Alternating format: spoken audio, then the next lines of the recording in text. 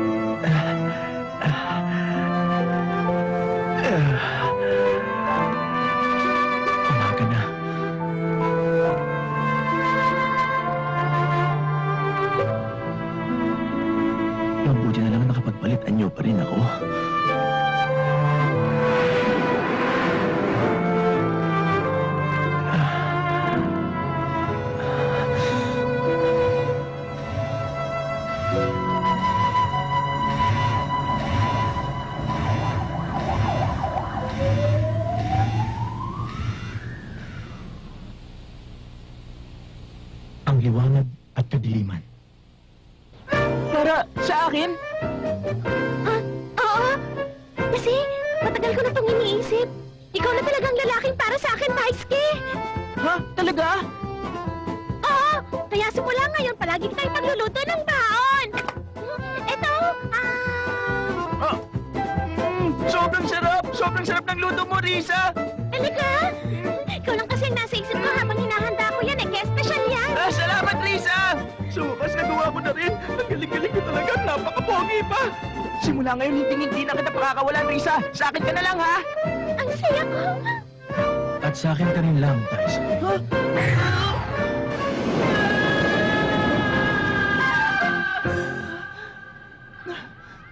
Panaginip.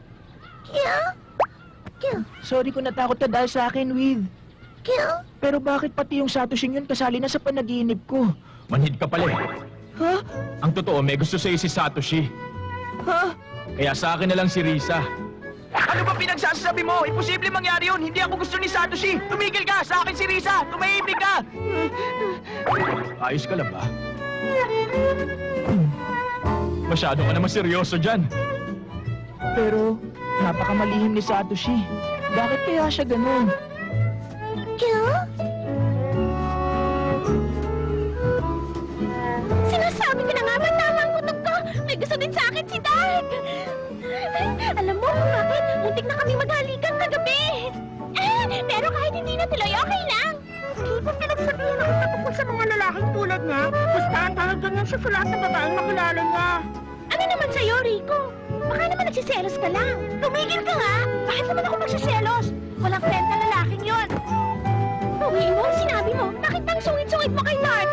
And for your information, hindi niya ako hinalikan kasi alam niya na first time ko yung sakali. Sobrang bait nga niya sa akin eh. Bahala ka kung anong iisipin mo. Hindi mo pa siya gano'ng kilala.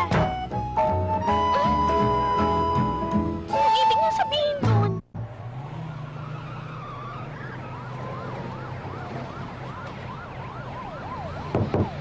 Excuse me. Magandang umaga po, Papa. Satoshi!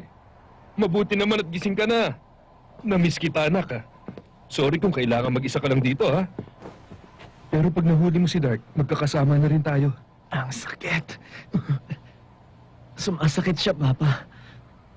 Ah, sorry, anak. Ang tagal na kasi nating hindi nagkita, eh. Namiss talaga kita. Pasensya ka na, ha? Satoshi. Okay lang, Papa. May bago bang development? Mahuhuli mo kaya si Dart ng buhay? Ang nakalagay sa lahat ng report na natatanggap ko, wala raw progress. Pero hindi ako makapaniwala. Meron ka naman siguro kahit konting bagong impormasyon. Wala. Walang bagong impormasyon. Talaga? May tiwala ako sa kakayahan mo. Alam ko magagawa mo yun sa lalong madaling panahon. Tapusin mo ng kailangan mong gawin para magkasama na tayong dalawa. Yun lang ba, Papa? Huh? Kasi kung tapos ka na, aalis na ako. Kailangan ko na kasing pumasok. Nako, pasensya ka na, anak. Hindi ko kasi alam. Sige po. Mauuna na ako.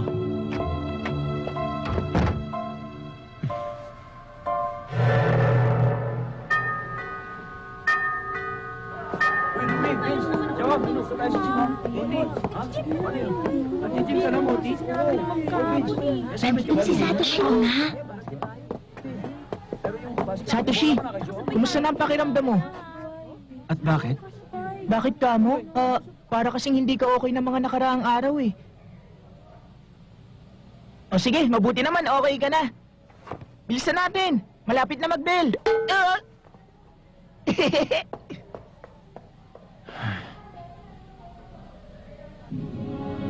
Hindi ko inakalang magiging sunod-sunod ng paggising ng kapangyarihang taglay ng painting na yan. Napakabilis talaga ng lahat ng pangyayari. Ang kapangyarihan ngayon ay mas malakas kumpara ng dati niyang pagkabuhay.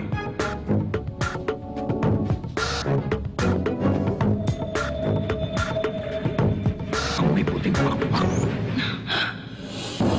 Malapit na ang oras sa pagpapakita na may puting pakpak kay Daisuke. Pero pag nangyari yun, matatalo siya.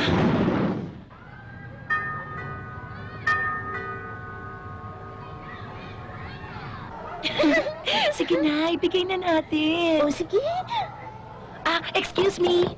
Satoshi Hiwatari, para sa'yo. Sige na, please, tanggapin mo na ang sulat niya. Matagal ka na niyang hinahangaan, Satoshi eh. Pasensya na. Pero wala kasi akong panahon para dyan.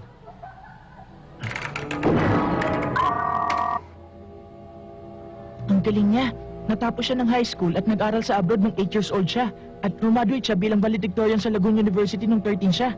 Pagbalik niya, sumali siya sa Police Academy. At siya ang Commander-in-Chief ngayon ng Task Force laban kay Dart. Talaga bang sobrang interesado ka sa akin?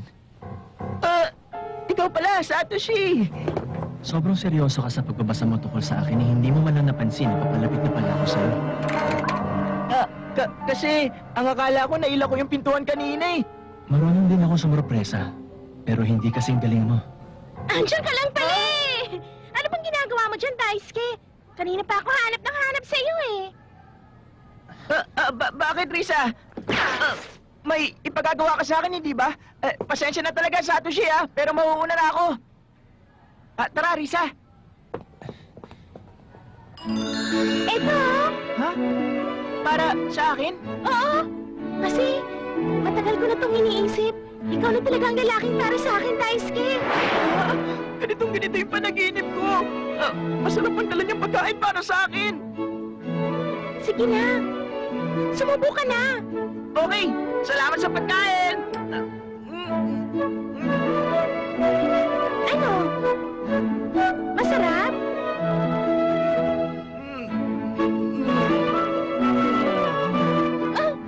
Daisuke? Daisuke? Daisuke! Kahit na mukhang tatanga-tanga siya, Nagawa niya makuha ang impormasyon tungkol sa akin. Hindi siya dapat baliwalain. Tingnan natin kung papalag siya.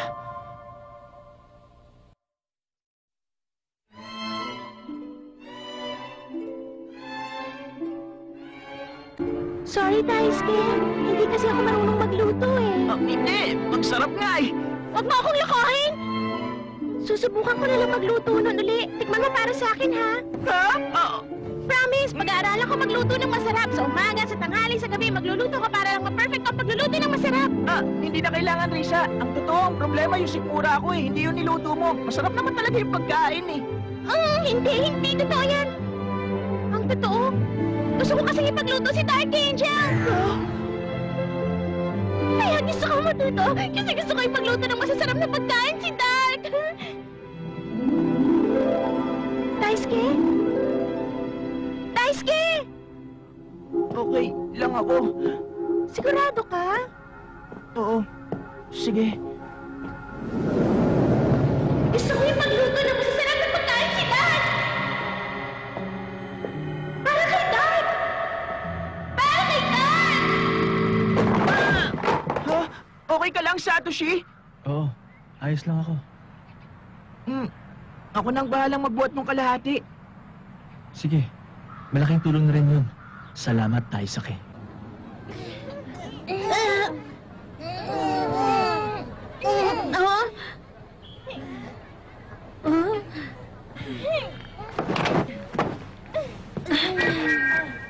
Bakit magkasama ngayon yung dalawang yun? Okay, girls! Isa pang round sa track! Biko! Opo! Uy, Satoshi! Di ba't trabaho to ng mga taga-lunch center dito sa eskwelahan? Eh bakit? Ikaw ang gumagawa niyan, Satoshi.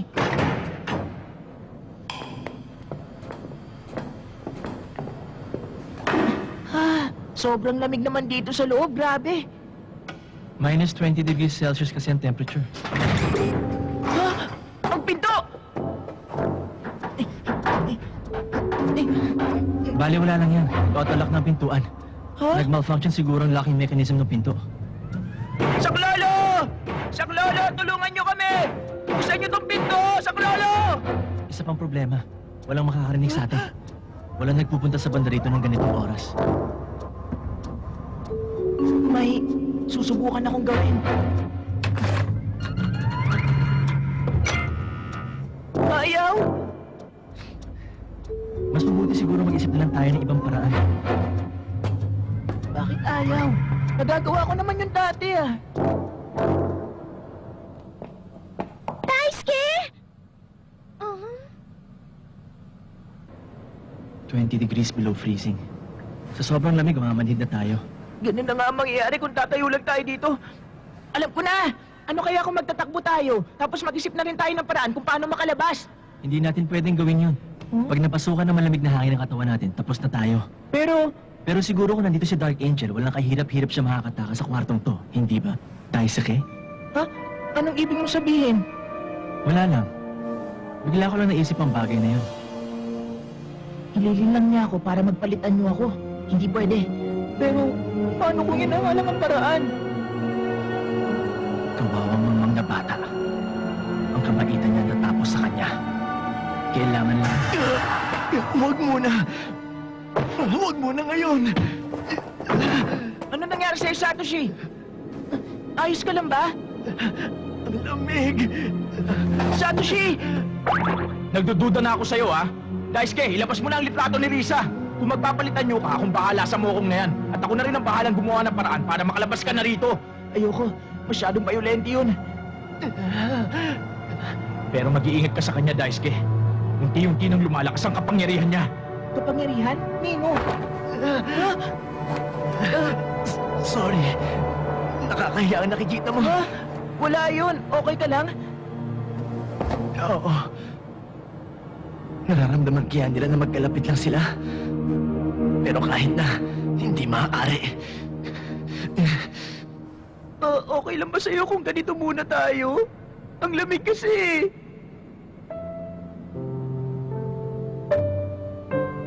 Uy! Satoshi, ba't ka nga pala bumalik sa school namin? Anong ibig mong sabihin? Eh di ba, graduate ka na ng college? Eh di, hindi mo na kailangan mag-junior high uli. Satoshi? Kung gusto mong malaman, bumalik ako dahil gusto kong maranasan ang buhay ng isang normal na 14-year-old. Yun lang ba? Gumaan ang pakiramdam ko. Si Daisuke? Nakita ko siya kanina kasama si Satoshi pero iniwan niya ang school bag niya at hindi pa siya bumabalik. Hinanap ko na siya sa buong campus pero hindi ko siya nakita. Iniwan niya? Ang school bag niya? Oo, hindi ko alam kung bakit parang depressed siya. Tapos bigla na lang siyang nawala. Sige na, Reiko. Tulungan mo akong hanapin siya. O sige, tutulungan kita. Bakit mo naman ginawa yun, Satoshi? Pabayaan mo na lang ako! Hindi ko kailangan ng mga kaibigan. At lalong ayoko maging kaibigan ng isang katulad mo, Daisuke! Bakit? Ano bang ginawa kong pagkakamali sa'yo, ha, Satoshi? Wala. Hindi mo maiintindihan. Bakit ayaw mong sabihin?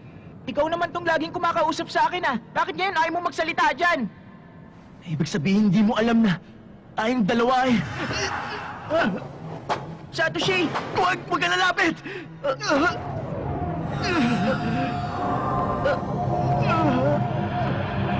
Satoshi?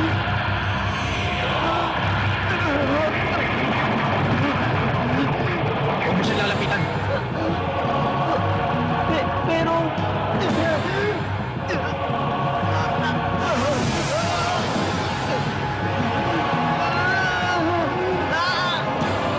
Nagpapakita na siya, no? Si Light? Kung ako ang nasa loob mo, si Light naman ang nasa loob ni Satoshi.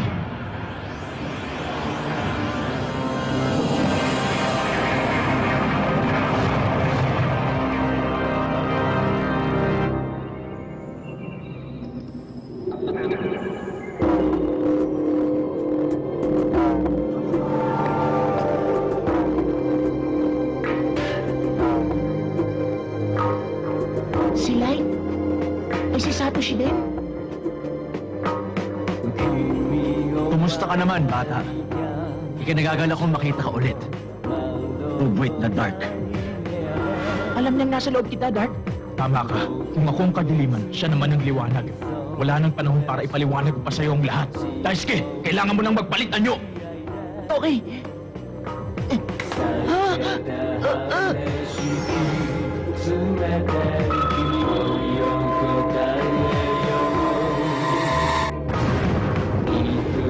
Saan galing yun?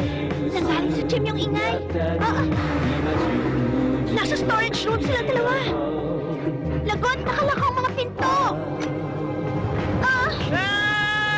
Daisuke! Lisa, tumawag ka ng mga teachers. Okay, Rico.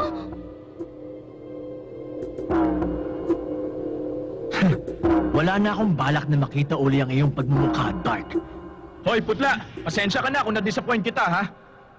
Pero, munti ka na ako dun kanina, eh.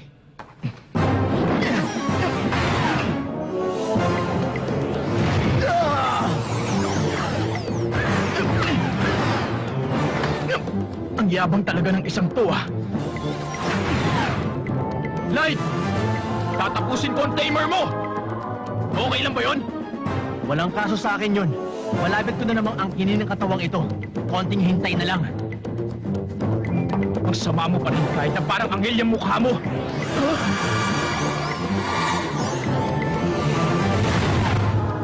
Daisuke! Nandiyan ka pa sa loob? Sandali na lang, Daisuke!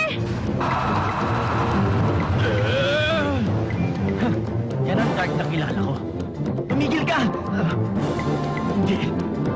Hindi ako papayag na gamitin mo ang katawang ko. Magkakataon ka na. Eto na naman tayo. Light! Magaling ang pinakita mo ngayon, Dark. Hanggang sa muli nating pagkikita.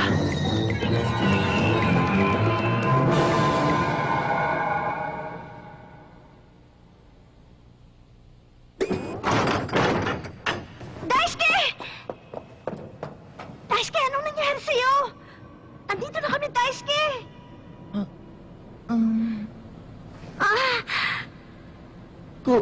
Kumusta si Satoshi?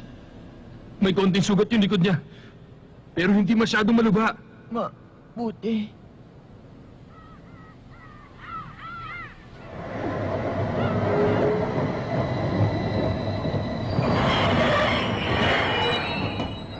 Late na naman ako! Si Satoshi? Sumabay ka na sa akin. Okay, salamat ha! Ipinalabas na yung nangyari yung mga pagsabog sa storage room. May malfunction ng mga equipment. Talaga? Okay ka na ba? Oo. Siya nga pala, magpapaalam muna ako pansamantala. Ha? Medyo magulo kasi ang schedule ko eh. Meron muna akong mga bagay na kailangan gawin.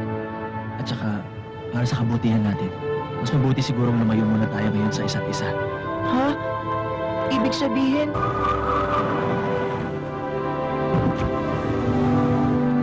Paalam. sige, salamat. Hanggang sa muli, Daisuke. Oo.